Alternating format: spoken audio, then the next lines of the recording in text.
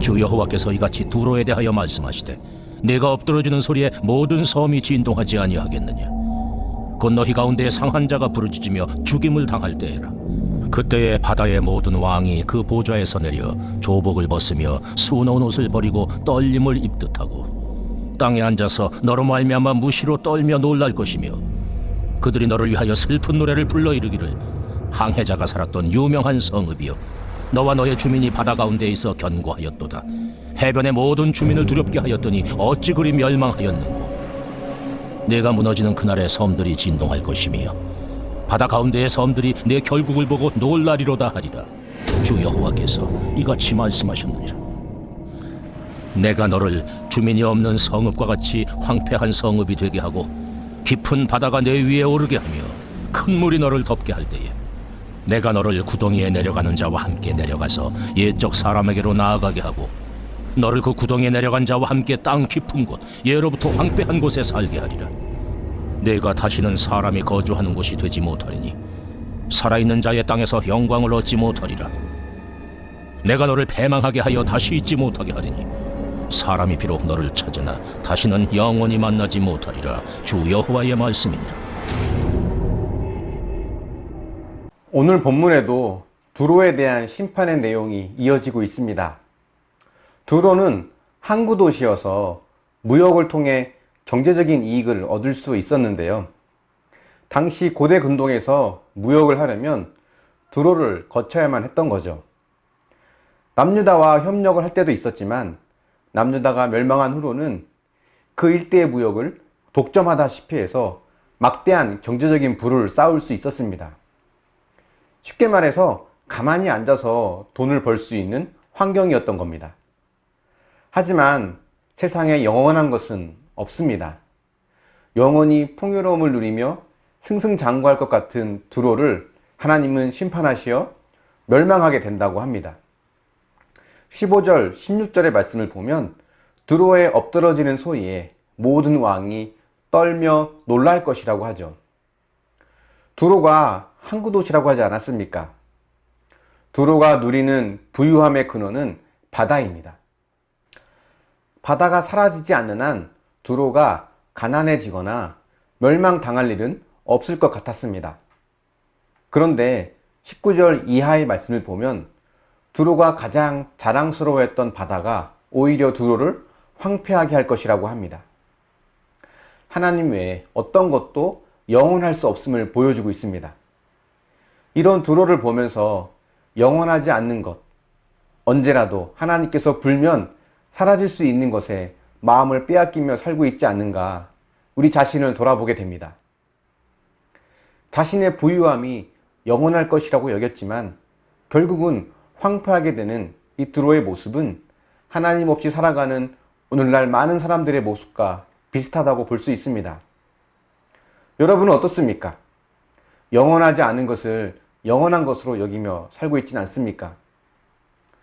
두로는 남유다의 멸망에 무관심했을 뿐 아니라 오히려 기뻐했습니다.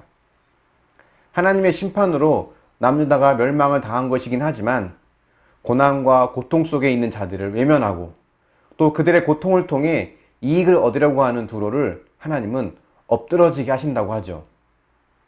오늘날 우리도 두로와 비슷한 모습을 가질 때가 있습니다. 누군가 고통과 고난 속에 있을 때 나에게 직접 관련되지 않았다면 그들에게 무관심하거나 또 그들의 고통을 통해서 내가 이익을 보려고 하는 마음이 있을 수 있습니다. 그렇다면 우리는 두로와 크게 다르지 않다는 것을 인정해야 합니다. 저도 간혹 교회를 개척한 목사님들과 함께 대화를 나누다 보면 코로나로 인해 힘들고 어려운 시기를 보내고 있다는 것을 듣게 됩니다. 한편으로는 동병상련을 느끼며 안타까운 마음도 들지만 한편으로는 저 교회도 힘들어하니까 조금은 다행이다 라는 생각도 솔직히 듭니다. 다 잘되고 나만 어려운 시기를 보내는 것보다 낫다는 생각이 드는 거죠. 이런 걸 보면 남의 고통에 무관심하고 또 그것을 이용하려는 두로와 같은 모습이 저에게도 있다는 것을 보게 됩니다. 성공이라는 우상이 제 안에 있는 것 같습니다. 진정한 성공은 예수 그리스도 안에 있는 겁니다. 영원히 마르지 않는 바다가 두로를 지켜주지 못한 것처럼 예수가 없는 인생은 결국은 황폐하게 될 수밖에 없죠. 예수님은 우리가 겪게 될 이 황폐함을 다 가져가시고 그분 안에 있는 진정한 풍요로움을 주셨습니다. 그래서 예수가 없는 인생을 부러워해서는 안 됩니다. 예수 안에서 참 평안을 누리는 그런 삶이 되어지기를 소망합니다. 또 우리의 고통에 함께 아파하시는 주님과 같이 누군가의 고통과 고난에 예수의 마음으로 함께 고통을 감당할 수 있는 저와 여러분이 되길 바랍니다.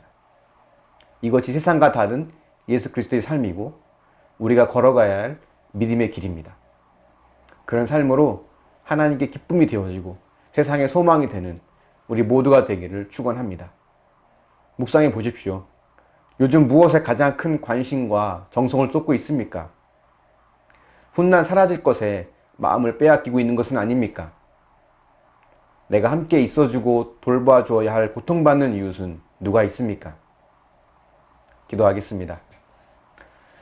사랑의 하나님, 두로가 영원히 부유함을 누리고 승승장구할 것 같았지만 오히려 그런 환경이 그들을 황폐하게 하는 것을 보며 예수 그리스도가 없는 인생이 얼마나 허무하며 또 황폐하게 되는 것임을 다시 한번 깨닫게 됩니다. 주님, 진정한 성공은 예수 안에 거하는 것임을 고백합니다. 예수 없는 자들의 풍요로움을 부러워하거나 쫓는 삶이 되지 않게 해주시고 그들과 다른 또 구별된 삶으로 세상의 소망이 될 수 있는 우리 모두가 되게 하여 주시옵소서. 고통받고 고난받는 자들에게 마음을 나누고 예수의 마음으로 함께 하길 원합니다. 무관심하거나 또 오히려 그것을 통해서 이익을 얻으려고 했던 이기적인 마음이 우리 안에 있음을 또한 고백합니다.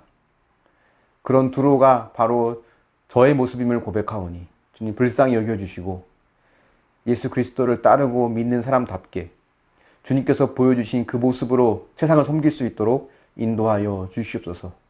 감사드리며 예수님의 이름으로 기도합니다. 아멘.